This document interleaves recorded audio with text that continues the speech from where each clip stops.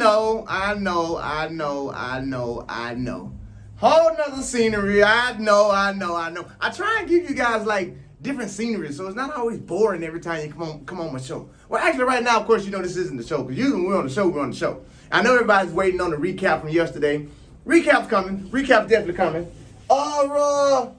Before we got into the recap, though, I just kind of wanted to give my post-race what I thought. I don't know what to call it. Hell, just my post-race what I thought, okay? As I'm sitting back here on my lovely patio. Lovely water back there. So check it. First of all, I ain't even going to say my I told you so, because I told you so. I told y'all. Told every last one of y'all what was going to happen. When you asked me, it was like, why would Fred do that? I said, because he can actually make it. He can actually make it. I was going back and forth between him and Gat the entire time for that third place spot, because we all knew who was getting 1-2. We already knew that. That was for certain, Jack. That was for certain. I kept going back and forth between him and Gat, Fred and Gat for that third place spot. It kind of went the way that I had said it would probably go the first initial time, which was Gat wouldn't be able to, hold up through the rounds. I, for one, thought that was hell. That was pure hell, because he needed to go fast too many times. Just like we said in my original one, I feel like if Gat had an easier ride through there, he would have made it. He might not have made top 3. Curly might have still made top 3, but he at least made top 4.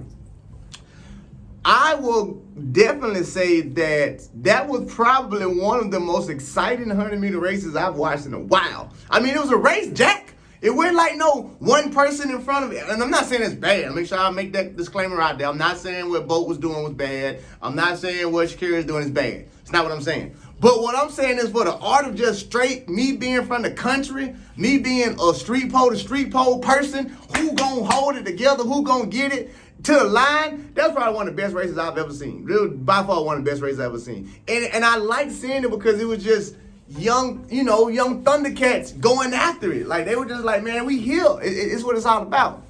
Now, with all that being said, so already everybody is jumping on the case of not talking about the relay, okay? So to explain something to y'all about this relay, all right? The relay does not go based off of how most people think it does. The relay is not based off of who finishes top 3, who finishes top 4, yada, yada, yada. They stopped doing that years ago, Jack. Trust me. Real quick story. 2009. Y'all know my story. I tell it all the time. I finished 3rd in 100. I had ran 10:02 that year. I had ran 9:9 at the semis. The first round that year.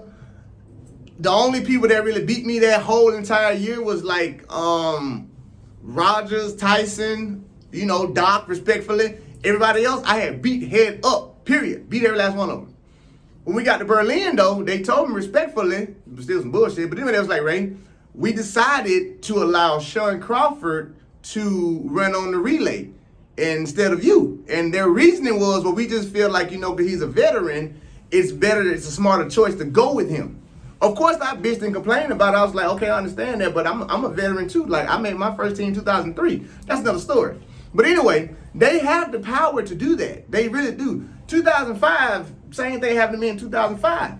They took me off the relay the morning of to put Tyson on it. They feel like he deserved to be on the relay because of what happened in 200 with 1 through 4.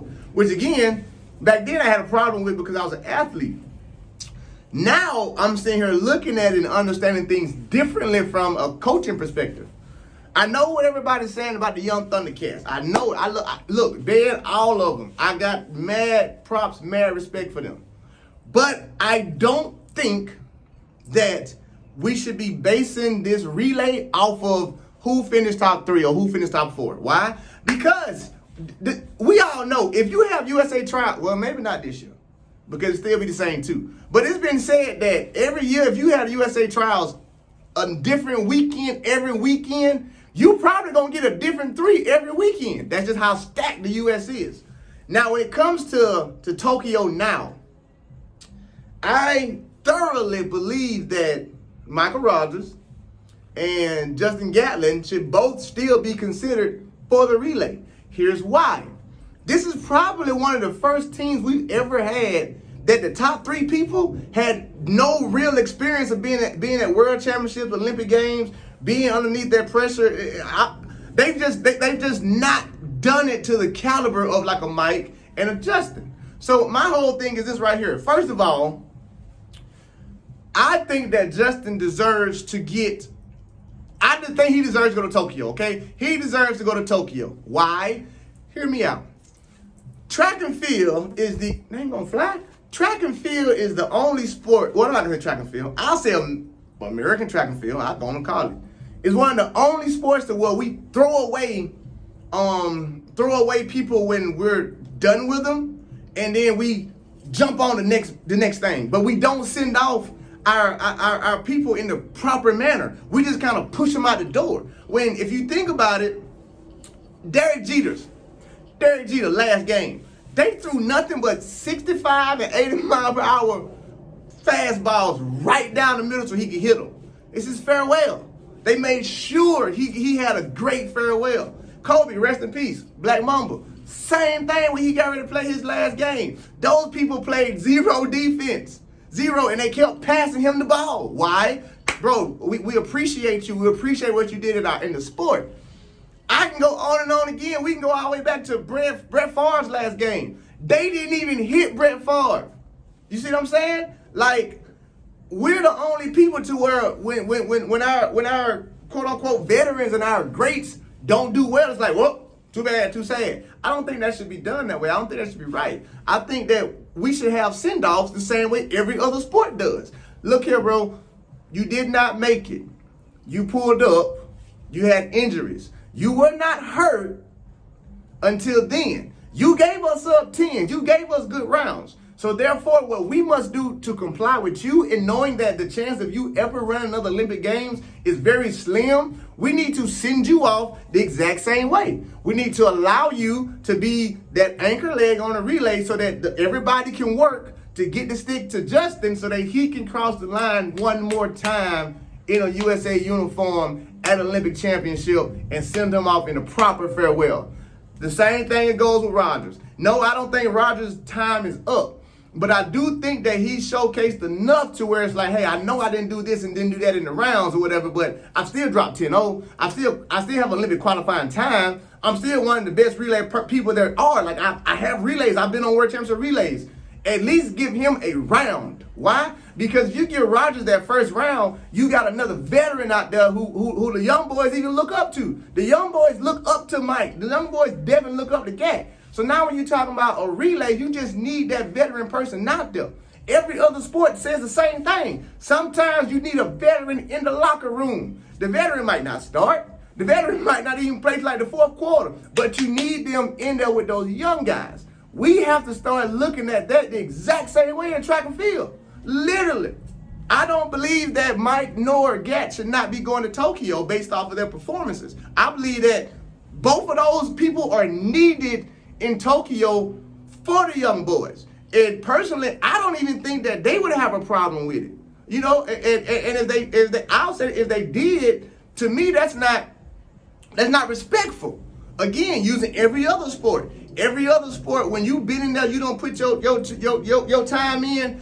The younger people respect that and say, I was watching Kobe. I was watching Tom. I was watching this person, that person. I was watching, when I grew up. I would love to give him my spot on the freaking All-American team. Or what's the name? What they do, not All-American, help me out. All-Star. Other sports do it all the time. But we're quick to just throw away our people because they didn't do good at the trials. I don't think that's right. I don't think that's fair. I think what needs to be done, I feel like Justin has definitely earned that respect. He's earned that respect, and he showed from time and time again how valuable he is to the sport of track and field, especially USA running. Same thing with Rodgers. This guy's done things right his entire career. Never no scandals, never no nothing. So, and again, he might not ever get another shot at it. Because both of them were there, they went through it. And because I know these relays and this relay pool can be constructed however you feel like it, I don't think that either one of them need to be left behind. And that's just how I feel. I personally feel like this right here. In that first round, you gotta let Mike pop it off. You can give it to Fred, and then you can let Bed run third, and then put Gat on anchor on that relay. Okay? Finals, change it up. Take Mike off.